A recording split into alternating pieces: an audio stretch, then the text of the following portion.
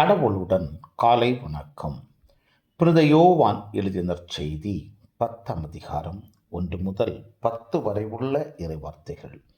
அக்காலத்தில் இயேசு கூறியது, உறுதியாக உங்களுக்கு சொல்கிறேன், ஆட்டுக்கொட்டிலின் வாயில் வழியாக நுழையாமல் வேறு வழியாக ஏறி குதிப்போர் திருடர் அல்லது கொள்ளையராய் இருப்பர்.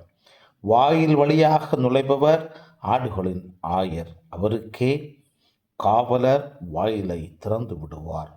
ஆடுகளும் அவரது குரலுக்கே செவி சாய்க்கும். அவர் தம்முடைய சொந்த ஆடுகளை பெயர் சொல்லி கூப்பிட்டு வெளியே கூட்டிச் செல்வார். தம்முடைய சொந்த ஆடுகள் அனைத்தையும் வெளியே ஓட்டி வந்தபின் அவர் அவற்றிற்கு முன் செல்வார். ஆடுகளும் அவரை பின்தொடரும், ஏனெனில் அவரது குரல் அவற்றுக்கு தெரியும். அறியாத ஒருவரை அவை பின்தொடரா. அவரை விட்டு அவை ஓடிப்போகும், ஏனெனில் அவரது குரல் அவற்றிற்கு தெரியாது. இயேசு அவர்களிடம் உவமையாக இவ்வாறு சொன்னார். ஆனால் அவர் சொன்னதை அவர்கள் புரிந்து கொள்ளவில்லை. மீண்டும் இயேசு கூறியது, உறுதியாக உங்களுக்கு சொல்லுகிறேன், ஆடுகளுக்கு வாயில் நானே. எனக்கு முன்பு வந்தவர் அனைவரும் திருடரும் கொள்ளையருமே. அவர்களுக்கு ஆடுகள் செவி சாய்க்கவில்லை. நானே வாயில்.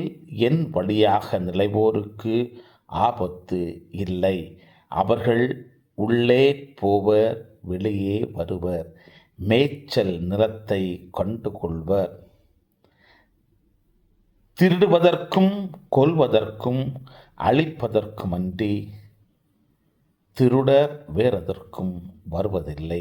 ஆனால் நான் ஆடுகள் வாழ்வை பெறும் பொருட்டு, அதுவும் நிறைவாக பெறும் பொருட்டு வந்துள்ளேன். கிறிஸ்துவின் நற்செய்தி. இந்த நாள் இனிய நாளாக அமைய வாழ்த்துக்கள். பல பல புதுமைகள், பெருமைகள், இனிமைகள் இறங்கிய நல்ல நாள், ஒரு நல்ல நாள், நம் தேவன் தந்த நாள். இது நல்ல நாள், ஒரு நல்ல நாள், நம் தேவன் தந்த நாள்.